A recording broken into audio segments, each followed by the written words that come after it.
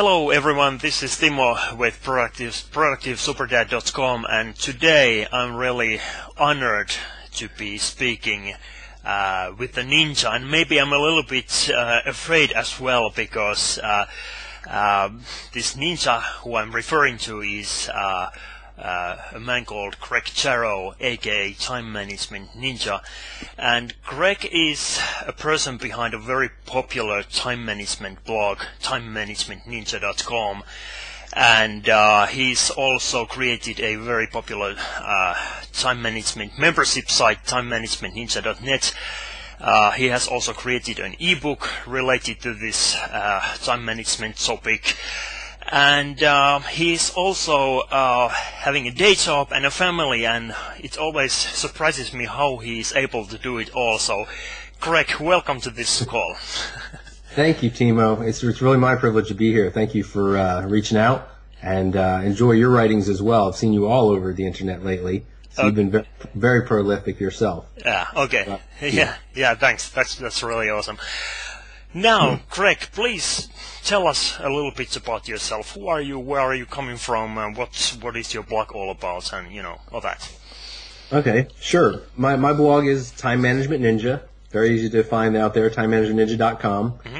I've been blogging for about 3 years now, and it's been a slow growth curve. And for those of you who are looking to start your blog, I'll tell you it is definitely a slow process, but I've been very lucky and have a lot of kind readers out there who have helped me grow my site. I tend to write about obviously time management, but also productivity, technology. I definitely kind of have a little bit of a goals, motivation slant, as well as maybe a business slant. But as you said earlier, I do still have a day job. I work for a sales and marketing company here in Atlanta, Georgia, and so I balance my time between my blog, which is my hobby and my passion right now on the side, and my day job. Yeah, it's really amazing that when I first stumbled upon your blog, I was really amazed to realize that you do have a day job, and I automatically assumed that you are a full-time blogger, but you are not, and just makes me wonder, how are you able to come up with content all the time, fresh content? I think that you are publishing many times per week. Yeah. And you still have a day job, you have a family, and lots of things going on. So how are you able to do it all? That's a good question, and I get that a lot in terms of people asking me, well, how do you come up with all these different topics on the same topic, which is time management? And I think I can answer that by saying it definitely is a passion of mine, and I think if you're a blogger, it doesn't matter what your passion is, whether it's gardening or, construction or time management, you have to find something that you're passionate about. So I guess the first thing I would say is I'm able to come up with my content because I'm always thinking about the topic. Sure. And I always try to capture ideas, whether it's at work or at home or wherever I may be. If I think of an idea, I'll jot it down, make sure I capture that. But in terms of, getting that out there and publishing, for me, it's all about balance. It's all about consistency. I definitely set aside a certain part of my day each day. I'm an early riser, so I set aside an early part of my day each day where I make sure that I write on my blog topic each day. So for me, it's about consistency. That's how I'm getting it done. Sure. Now, one thing that makes me wonder is that do you have a regular blogging schedule that you follow? I mean, you mentioned that you are an early riser, but do you have a certain schedule that you are following on a very strictly basis, like on certain days you are doing something and then some other days you are doing something else, or what's your way of blogging? And do you have any like you said that you wake up early and you do stuff then, but do you have any other times when you like to work and when you like to perform your best? Right. No, I like that. I like that question, Timo. And I know that you're also a father, and I have a young son. So sometimes it can be difficult to find that time, right, between family and work. That's why I carve out the early morning of the day. And I do have a block in the morning where I get up early before the family's up, and I can get my solitude and get my writing and get that done. Sorry, I get a little interrupted there. But No, I use that early morning time to be to myself and to do some writing. I sometimes get up as early as 4 a.m., which I know, freaks out some of my readers. I don't do that every day. Sometimes I get up at 5, sometimes I get up at 6, but it's hard about those early morning hours. In terms of breaking up the workload, I don't so much have different days that I do certain things on. I know certain bloggers who do that, but I definitely have the kind of a checklist of, the different tasks I need to get done each week, whether writing my newsletter or writing X number of blog posts or something like that. I definitely keep, say, a weekly cadence for my blog, so I know what I need to get done each week on the blog. I'm publishing a couple times a week, usually about 3. Sometimes I've gone as high as 5 times a week, but I've actually cut back on that so that I can balance working on some of my bigger projects, some of the books I'm writing, things like that. I think that morning times are definitely something that I like to work as much as possible. Although I have to say that right now things have changed a little bit because when my son was born, so all my priorities were changed, all my schedules were changed. And what I used to do was that I used to wake up at 5 a.m. Almost every morning. But what happened was that those very first weeks after my son got back home from the hospital, so what used to happen was that he went to bed at 5 a.m. So it was impossible for me to cope with just a couple of hours of sleep, and it was very, very, very huge experience for me to actually. I guess that I had to really be flexible on my own schedules and have to find another ways of doing things what I used to do. So things have changed, but hopefully sometime, maybe a couple of months from now, so I'm able to get back to that schedule, because his sleeping patterns are developing all the time for the better, and we parents actually get some sleep during the night, but that's what it is. That's what it is when you have a newborn baby in the house. And you have to adapt. I mean, a newborn is maybe is an extreme example of changing your lifestyle. Absolutely. But there's always going to be things in life, whether it's work or home or different things. So there's always going to be things. And I like your example there. And ironically, I'm about to face the same challenge, Timo. I have a newborn on the way here in just a couple months. Oh, congratulations. So thank you. So my schedule's going to get changed pretty radically here in the near future too. Yeah. Something that I wanted to ask you regarding this previous question was that how much posts do you have scheduled on your I guess that you are using WordPress for your blogging purposes. So how many posts do you have already scheduled for your WordPress? Or I'll let you a little bit behind the curtain here. I'm a little bit in the middle in terms of scheduling. I know some people who schedule out really far. I know some people who literally write day to day. Yeah. I'm kind of in the middle. I have many blog posts that are drafts that I've written out. In fact, it's a little disturbing actually how many drafts I have kind of in the hopper there. But I don't schedule out much more than about a week or two. I keep it fairly flexible, and if a blog post that I really like, I want to get it out there, I'll pop it out there, or I'll push something out to the future. I definitely use the editorial calendar plugin. Great plugin for moving your posts around and scheduling stuff out. Okay. So I mean, guest posts are maybe a different matter. I've started running some guest posts on TMN, and I think I'm out 6 or 8 weeks actually on guest posts, so we're built up a little bit of a buffer there. But I definitely think it's important though to get yourself out there. I don't agree though with the people who you hear people say, I want to start a blog, so I'm going to write a whole bunch of posts, then I'm going to start my blog. I don't recommend that. If you're going to start your blog, start your blog. You'll get the material. It'll come to you, and you can slowly build up that buffer of writing, so you're not writing second to second, day to day.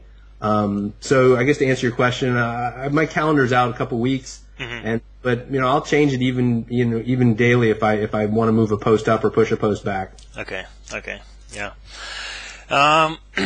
Now let's talk about the balance, and I know that this topic is very, very important when it comes to being a work-at-home dad. And I think that in many ways things have changed quite a bit when you think of it. Like if we go way back like 20 years in time, so what used to be the case was that you had your work and then you came back home and you had, whatever you did, maybe you spent time with your family or you had your hobbies, and things were actually quite simple. But nowadays, it's all that, so that, I'm working from 9 to 5, I'm coming back home, and what happens is that, of course, I'm, spending time with my family and with my spouse, and I might have some hobbies, but I'm also, turning on my computer and I start to work again. So I have this online business that I'm working on the side, and it seems that there are so many different areas that you have to be focusing on, and you have to be very careful so that you are not focusing too much on, for example, the work part, because you are going to face some consequences later on when it comes to your family well-being and all that. But what do you think about this balance, and how important is it to master the balance, especially if you are working at home? So what's your take on this topic? I think you're right on target with that. The balance is very, very important. It's key, especially if you're going to have two different sides. Well, actually, it's not two different sides. It actually becomes what I would call three buckets. Actually, you have work, then you've got home, and now you've got a third one in the middle. You've got this online business or this online blog. Yeah. Even if it's a hobby, it's still a third thing that takes up some of your time. So I think it's about balance, but I also think it's about boundaries. Sure. Gotten some great tips from some other home bloggers, and they set up specific hours. Hey, I am working on my blog between this time and this time, and I'm not during this time. And it's not about saying, hey, I'm with the family this time and I'm with the blog this time, as much as it is defining that work window so that when you're not working, when you're not working. I think that's what it's about. Because otherwise, you're right. They all blur together, right? Yeah. So with our technology here, it's easy to say, "Hey, I'm doing this, or I'm working on the blog, or I'm answering work email." And I'm sure all of us, whether you're a man or a woman, you've been on your phone at some point, and your spouse says, "Hey, what are you doing over there?" Sure. So it is about boundaries. So yeah, I think my advice there would be make sure you do have those fences between the different areas, and it's not so much about saying you're going to spend X amount of time with your family. It's about, I think, defining your work so you can keep that fenced in, and then you can spend that quantity time with your family and enjoy your life. That's really what it's all about. Yeah, sure. And it's really great that you mentioned boundaries, because I also happen to agree with this, and it's very important to set those boundaries, but at the same time you want to communicate about those boundaries with the rest of the family, so that they know that you are not just playing around on your computer, so that you are actually doing something really valuable, and it could actually change the whole life of your family when you become successful. And then I think that there is another point when it comes to balance, is that this is my personal thing, but I feel that balance is also something that I'm actually happy inside, meaning that if I know that there is something going on, something wrong with my family, so I'm not able to focus on my work as well as I would be, if everything is okay, so I'm all happy and everything is fine. But if there is something going on, maybe if I have had a fight or whatever it is, so it's impossible for me to do my work, and if there is no balance, there is no productivity, and that's it really. So I like that. I like where you're going with that, Timo. That's very powerful, because I actually like it better than kind of what I described, because I kind of described separate buckets, but they're not separate, because they're all tied together and they all affect each other. To your point, yeah. If one is happy, the others are going to be lifted by that. Yeah. If one is stressed out, the other areas of your life are all going to be affected by that. And it definitely happens to all of us. I mean, something bad happens at work. Yeah. It tends to come home, right? If things are good at home, you seem to have a spring in your step when you get to work. So, they're all connected. I like your thought there. That's great. Yeah, sure. Now we already talked about boundaries, and the next question was that what are some other practical ways of finding the balance between your family and your online business and your work. So do you have any other advice when it comes to that?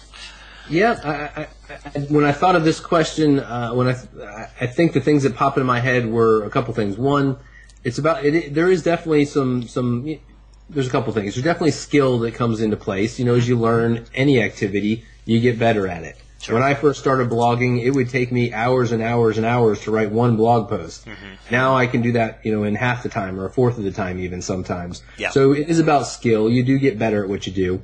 But I think in terms of when we're talking about life balance and work balance and blogging balance, you definitely need to leverage the tools that are out there too. There's some great tools. There's some great automated things you can do. Obviously, when I'm at my day job, I can't be sitting there online all day working on social media or things like that. But at the same point, there's smart things you can do. Using the Twitter tools that are out there. I don't know if you're familiar with. There's some great ones out there. Buffer, Hootsuite. Some of those tools that.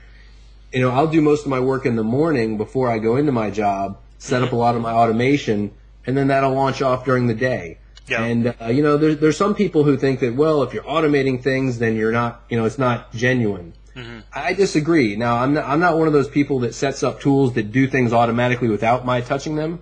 But if I set up if I read a nice article and I put it in Buffer and it launches out later in the day, that's something that I personally commented on and personally sent out to my readers. And then when those tweets go out later in the day, I can respond to some of those readers. And I do. I talk to a lot of people out there all over the world. It's great. Yeah. But I definitely think you not only need to learn the basics, but then you need to learn some of the tools that can help you balance your life. Again, those automated things like that. The other side of that I would say to somebody who's trying to start something like this is you'll learn shortly into your journey that you also need to be able to say no quite a bit. Especially as you start to grow a presence on the internet, you will start to get solicited by different companies, different entities that want you to do things with them. And while you want to do something with everyone, you just can't. You got to be able to say no. And I think you need to just keep true to your purpose. If your purpose is to grow your business or to grow your blog or whatever it may be, you need to do that. And I actually keep a note right here on my computer that has a few questions here that I use as my guidelines to say, hey, is this an opportunity that I should be participating in right now? Because again, I can't respond to everything.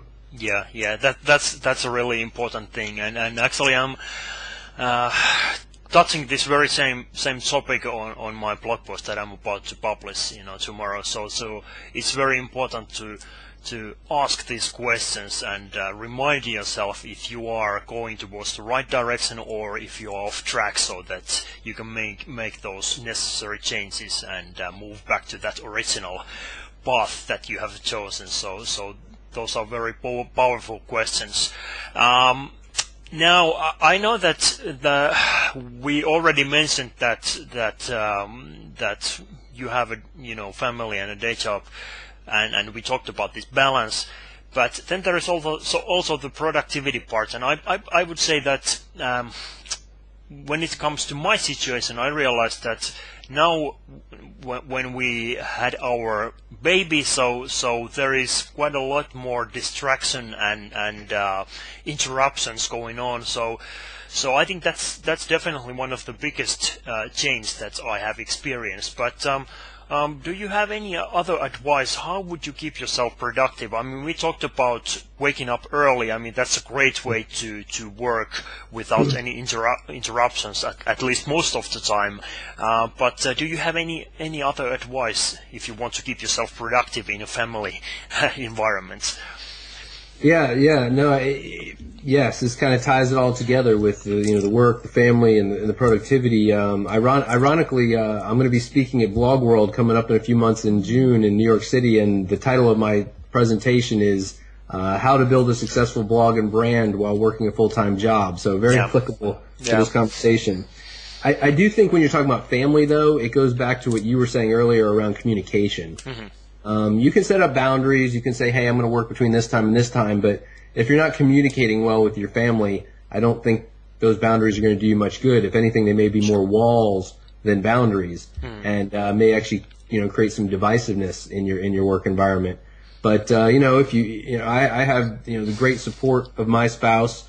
Even my son likes my blog, so they know when I'm working on the blog, and they know when I turn it off and when I'm spending time with them. So I think that and you again mentioned I'm about to have a baby as well. It is about communication. You don't want your family to feel one thing, but when you think you're doing something else. So I think you need to have that openness and have that dialogue, even on a regular basis with your definitely with your spouse and with your family about what you're working on, what your goals are, so they can feel tied into it and even be a part of it when appropriate. Yeah, sure.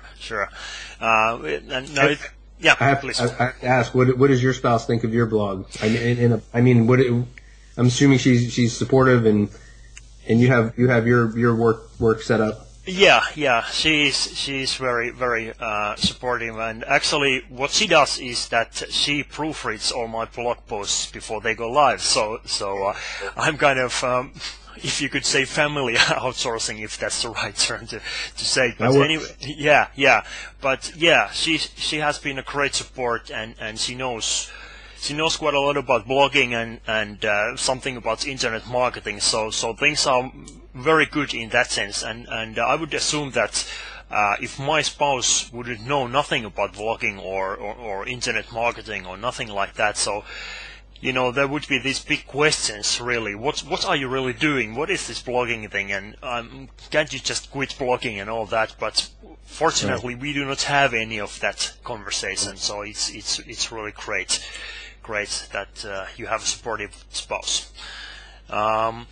I think that's something that I realized, and one of the great ways to actually maximize your available time is really to be aware of your next action. And I think this is something that David Allen teaches in his Getting Things Done, so that you know what your next action is going to be all about. So what happened just recently was that I came back home from work, and I realized that all the lights were turned out or off, and I realized that my wife and my son were taking a nap, and what I did was that I instantly walked into the workroom, turned on my computer and started working on my task, and I knew exactly what I was supposed to do, rather than started to think that should I be doing this or that. So I think that you also have to be a little bit proactive as well. I mean, you might have these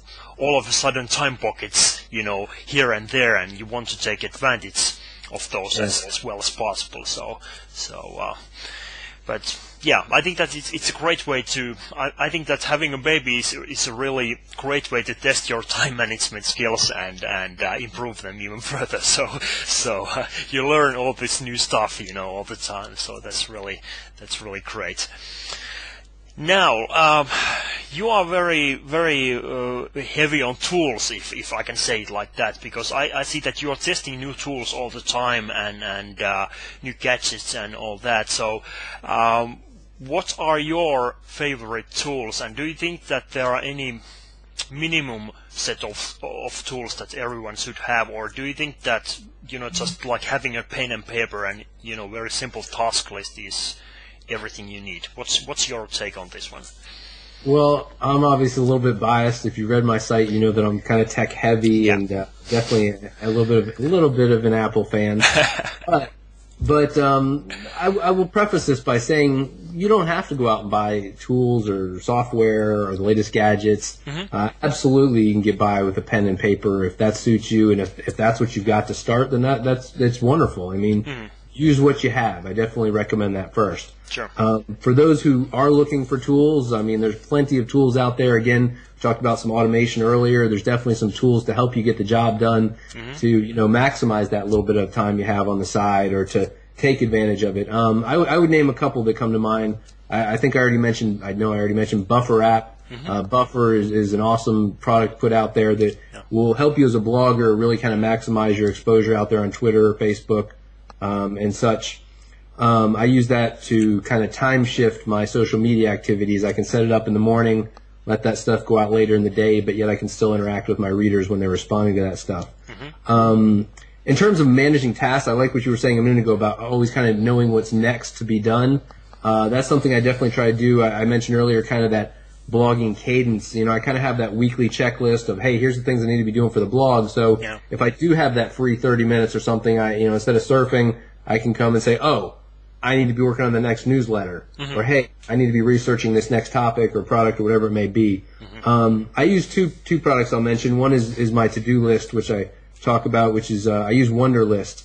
Big fan of Wunderlist. It is my daily to-do list, and I have it on all my devices, from my computer to my laptop to my iPhone to pretty much everything. But having your to-do list with you, where you can quickly throw an idea in there, is key. And you also kind of know, what you need to be doing next. When you find that free moment, instead of wasting it, pull out your to-do list and see what else you can be working on.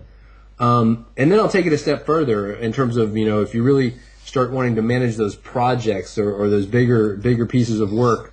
As you point out, I test quite a few tools. The one I am very happy with right now, and I've actually gone through probably half a dozen tools over the last year in terms of trying to find a better project management, even above my to-do list. And I'm currently very happy with Basecamp.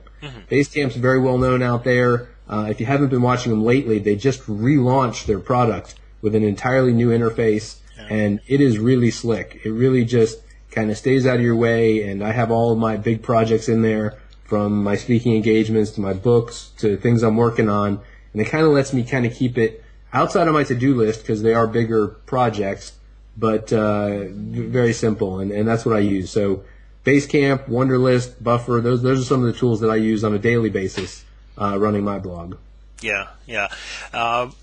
Well, I'm still a PC guy, but I'm really looking forward to move to Apple products, and at some point I'm about to switch from a PC to maybe a MacBook Pro or something like that. But lately, what I have been looking at is iPad 3, and I find the concept very interesting. But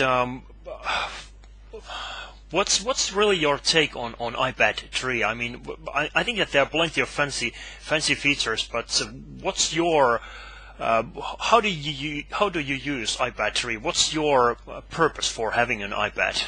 Right. Well, and I'm glad you mentioned that, because the one piece I didn't mention, that little tools discussion, was the whole mobile piece. And I really believe that the iPhone and the iPad and some of these other mobile devices, they've totally changed the business world.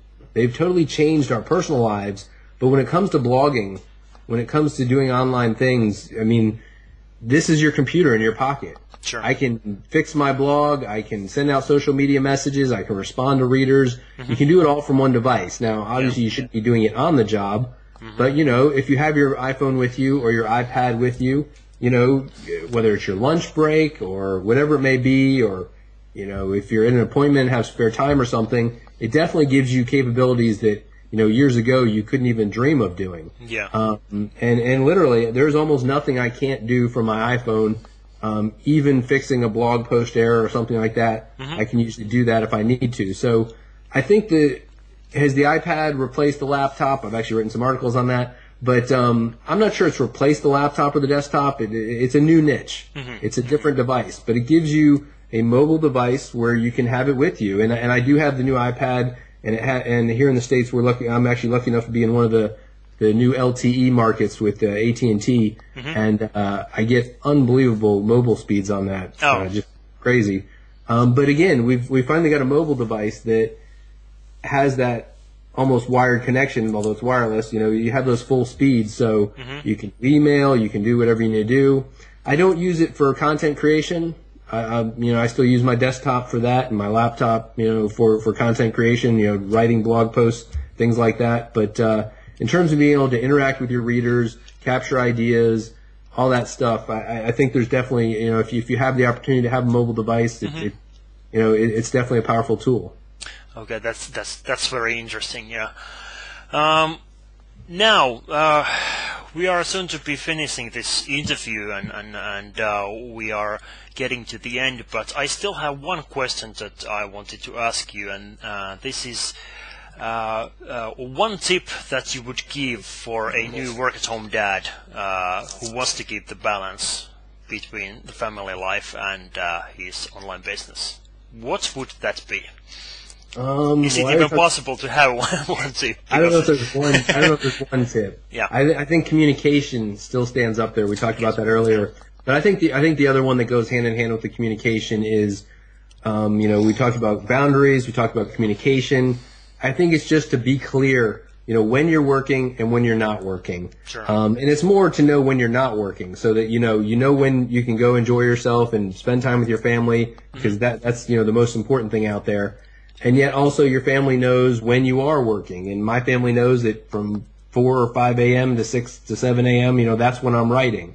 And if they come in my room and I have headphones on, I may be writing. But, outside of that, they know when I'm hanging out with them. And I think that's important. I think knowing when you're working, when you're home, and knowing when you're not. And there's always going to be flexibility there. But I think being clear is the important part. Yeah. Okay. That's a very good advice. Now, before we finish this interview, I would like to say that it has been a great pleasure talking to you, and everyone who wants to see Craig live, he's going to be speaking at Blockworld, and if you're still on the fence whether you should go or not, you should definitely register for that event and go see Craig speaking live. Craig, it has been a pleasure talking to you, and this has been lots of fun. So thank you very much for having this interview. I agree, Timo. It's been great. I've had a lot of fun chatting with you. We should do it again sometime soon. So thank you very much. Yeah, sure. Okay, thanks. Bye-bye.